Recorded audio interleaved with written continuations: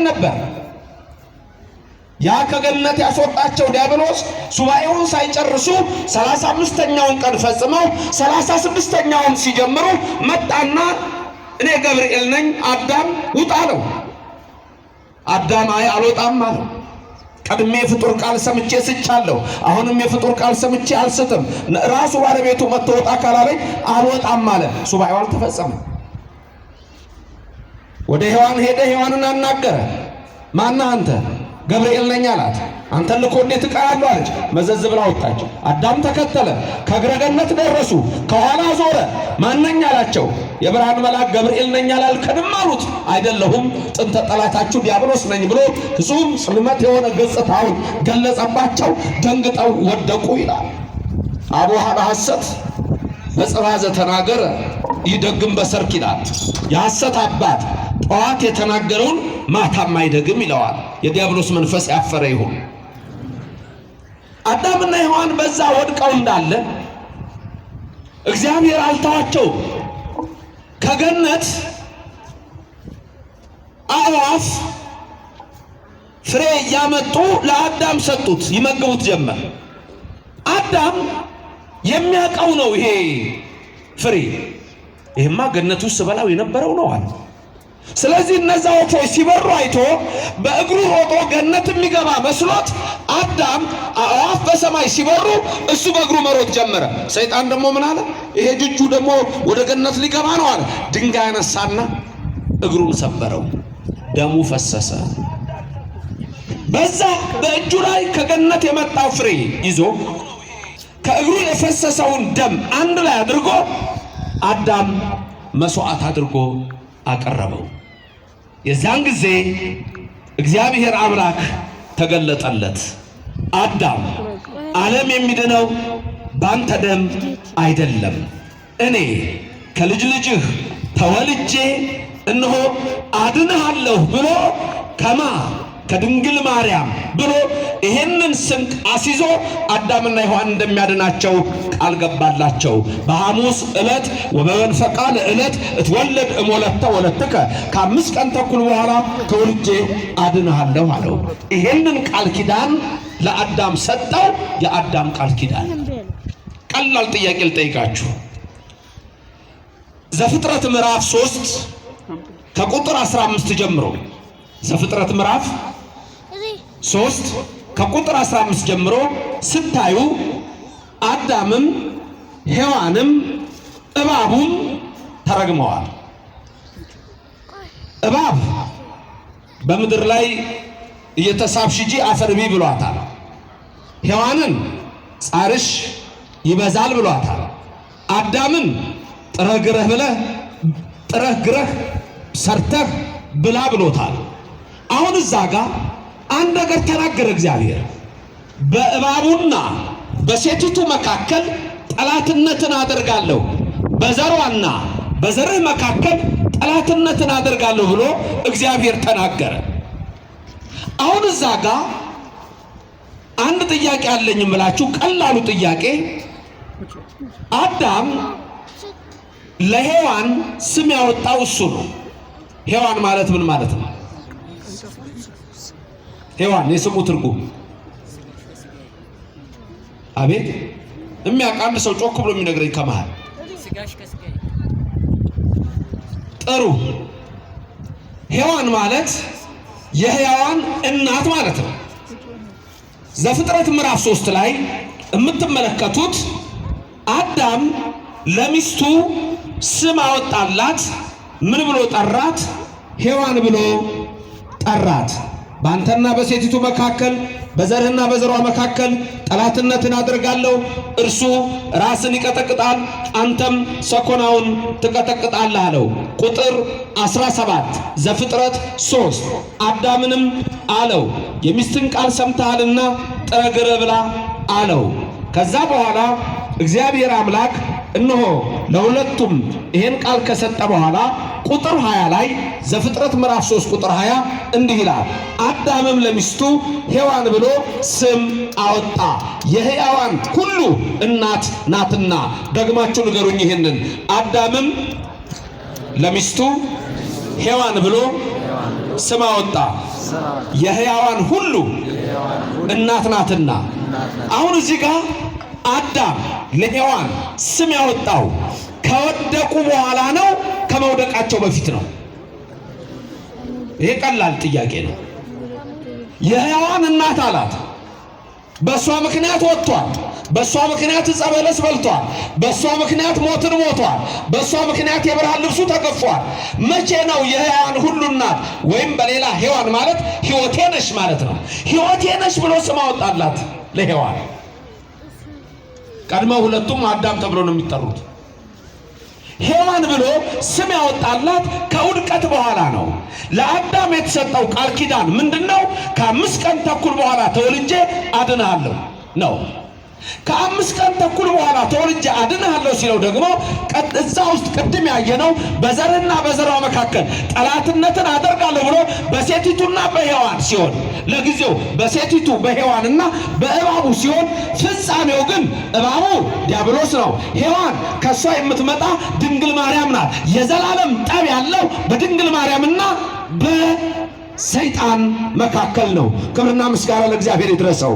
አሁን እዚህ ጋር ራእይ ዮሐንስ ምዕራፍ 12 ላይ ስታዩ ወአስተርአየ አብይ ተአምር በውስተ ሰማይ ይላል። ከኔ ቀጥላችሁ ተናገሩ። በሰማይ ታላቅ ምልክት ታየ። ምን አይነት ምልክት ታየ?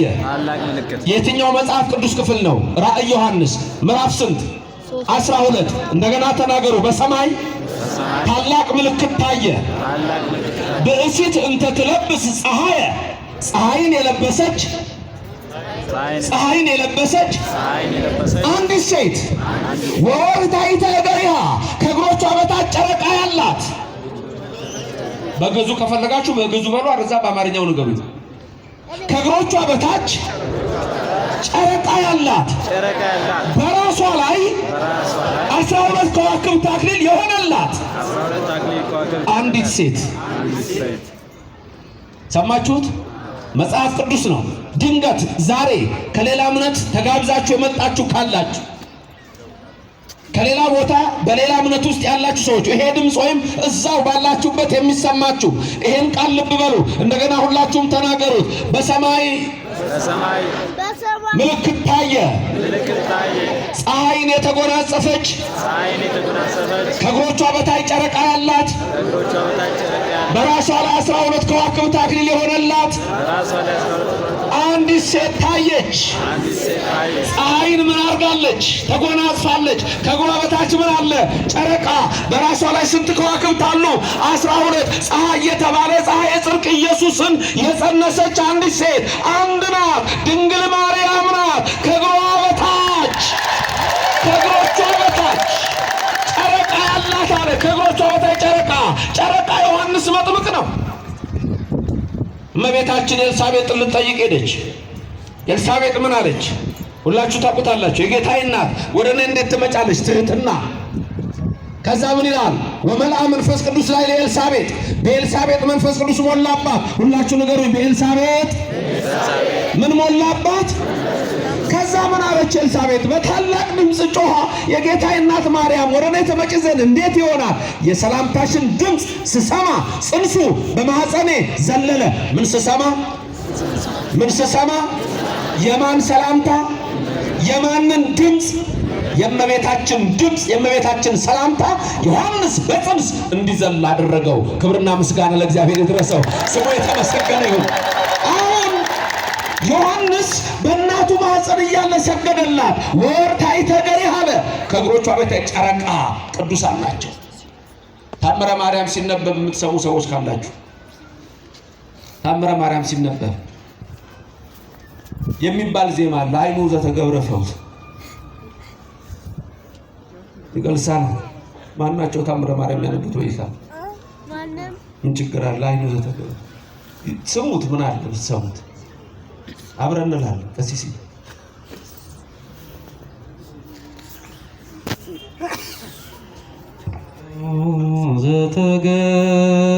ዘተገብረ ፈውስ እንቀርመት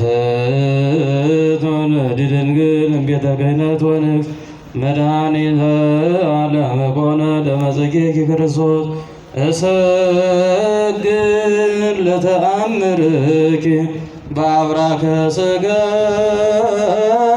ወነፍስ በከመ ሰገደ ለወልድኪ ዮሐንስ ወከፍ። ቃለ ሕይወት ያሰማልን። እዛው እንዳላችሁ ከማጨብጨባችሁ በፊት አብራችሁ የምትሉት አለ።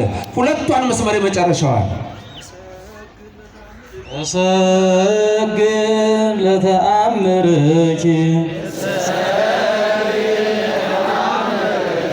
በአብራከ ሥጋ ወነፍስ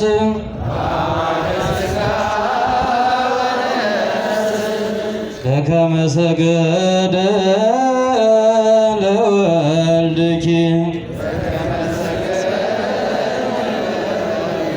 ዮሐንስ ወከፍ። አሁን ምስጋና ለእግዚአብሔር ስሙ የተመሰገነ። ምን እንዳላችሁ አውቃችኋል? እሰግድ ለተአምርኪ በአብራከ ሥጋ ወነፍስ። አብራክ ማለት ጉልበት ማለት ነው። ማርያም ድንግል ሆይ ዮሐንስ በእናቱ ማህፀን እያለ የሰገደልሽ አንቺ ትውልድሽ ከቤተ ክህነትም ከቤተ መንግስትም የሆነ ድንግል ማርያም ሆይ እኔም እንደ ዮሐንስ በሥጋ ጉልበት ብቻ አይደለም በነፍሴም ጉልበት እሰግድልሻለሁ። ይህንን ያልነው ክብርና ምስጋና ለእግዚአብሔር ይድረስ። ይሄንን የሚቃወም ሰው ይኖራል፣ ሊቃወም የሚሞክር ሰው ይኖራል። ሉቃስ በጻፈው ወንጌል እንደተነገረ የሰላምታሽን ድምፅ ስሰማ ጽንሱ በማህፀኔ ዘለለ። ክብርና ምስጋና ለድንግል ማርያም ይሁን። እግዚአብሔር የተመሰገነ ነው። አዳም ሔዋን ከ5 ቀን ተኩል በኋላ ተወልጄ አድናቸዋለሁ ነው የሚለው ቃል ኪዳን የተፈጸመው የተደመደመው በእናታችን በድንግል ማርያም ነው። ፀሐይን ጸንኖ የለበሰች አለ ጸንሳ አለ። ስለዚህ 12 ከዋክብት አንድም 12ቱ ነገደ እስራኤል ተስፋቸው የሆነች አንድም 12ቱ ሐዋርያት መካከላቸው አድርገዋት እኮ ነው መንፈስ ቅዱስ ራሱ የወረደላቸው። ስለዚህ ድንግል ማርያም ሆይ አንቺ የቃል ኪዳን ሁሉ መደምደሚያ ከቃል ኪዳናት ሁሉ በላይ የሆነ ቃል ኪዳን ያለሽ የሁላችንም መቤት ነሽ። ክብርና ምስጋና ለእግዚአብሔር ይድረሰው። የአዳም ቃል ኪዳን ሁለተኛ የኖህ ቃል ኪዳን የኖህ ቃል ኪዳን ምንድን ነው? ዘፍጥረት 6 ዓለም ቆሸሸ አደፈ። እግዚአብሔርም አለ ኖህ መርከብ ስራ፣ ምድር ቆሽሻለች፣ አድፋለች፣ ረክሳለች። እድሜ የሰው ልጅ 120 ይሆናል። ስለዚህ ወደ መርከቡ የሚገባ ይድናል። ስለሆነ አመጣለሁ አለ። ዘመኑ ስንት ነው? 120። 60ውን ጨፍረን 60 ንስሐ እንገባለን አሉ። ንስሐ መግባት አልፈለጉም። ዘመኑ ደረሰ። እግዚአብሔር አምላክ እነሆ ከሰማይ ፍልውሃን አዘነበ፣ ከምድርም ፍልውሃ ፈለቀ። ታሪኩን የምታውቁት ነው። እነዛ 7 በኃጢአት የረከሱ በደል የቆሸሹ በዛ ፍልውሃ መርከብ መግባት አልፈለጉም፣ ጠፉ። ወደ መርከቡ አልገቡ። አዳም ከ7 ቤተሰቦቹ ጋር ከፍልውሃ ዳነ መርከብ በመግባቱ። እግዚአብሔር ከመከራ ያድናችሁ፣ ከሚያስፈራ ነገር ይሰውራችሁ፣ ከሚመጣው መከራ ሁሉ ይሰውራችሁ። ከመርከብ ወጣ፣ ቃል ኪዳን ተሰጠው። ባጭር ነው የምናደርገው። በ40 ደቂቃ ነው የምጨርሰው። አሁን የቀረኝ 30 ነው። አዳም ከመርከቡ ከወጣ በኋላ ዘፍጥረት ምዕራፍ 9 ላይ ስታዩ ቁጥር 9 ጀምሮ እግዚአብሔር አዳምን ምን አለው? ቃል ኪዳን አደርጋለሁ አለ ካንተ ጋር። ሁለተኛ ቃል ኪዳን ያልኳችሁ የኖህን ቃል ኪዳን ካንተ ጋር አደርጋለሁ። መጽሐፍ ቅዱስ ነው። ዘፍጥረት ምዕራፍ 9 ቁጥር 9 ነው።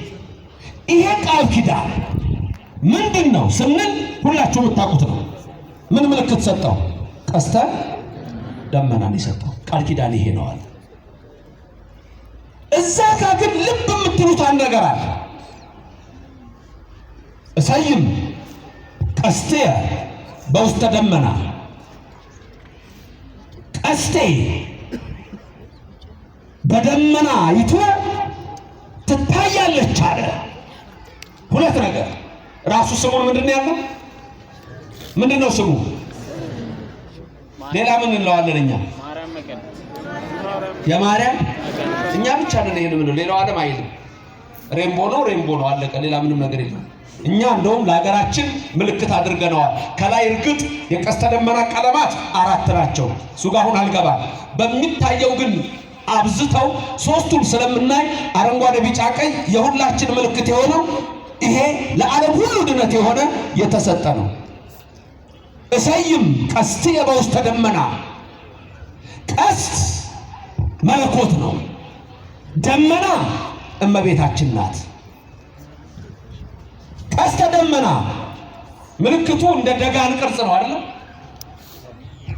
የደጋን ቅርጽ እንዲህ ጎበጥ ያለ ነው አይደል? አሁን ቀስተ ደመና ሲወጣ ጎበጥ ያለው ቅርጽ ወደ ሰማይ ነው እንደዚህ ቅርጹ ወይስ ወደ ታች ነው ጎበጥ ያለው? ሁላችሁ ትስማማላችሁ? ወዴት ነው? ወደ ሰማይ ነው። ቀስት ያለው ሰው ሲተኩስ ጎበጥ ያለው ቅርጽ ወዴት ነው? ወደሚተኩስበት አቅጣጫ ነው? ወደ ራሱ ነው? ወደ የሚተኩስበት። እንዲህ ካዞረው ግን ወደሱ ነው። ሰላም ነው። ቀስተ ደመና ወደ ላይ ነው። እንዲህ ነው አይደል? ቀስተ ደመና ጎባባው ቅርጽ ወዴት ነው? ወደ ላይ ነው አይደል? አልዋጋችሁም፣ አላጠፋችሁም፣ ሰላም እሰጣችኋለሁ ሲል መሐሪ አምላክ እግዚአብሔር ቀስቱን ሲያሳየን ወደ ላይ ያደረገው ሰላም እንሰጣችኋለሁ ነው። ሰላምን ለሁላችን ይስጠን። ግን እዚህ ጋር ቀስተ ደመና እንደው በጾታ ስንጠራው አንተ ነው አንቺ ነው?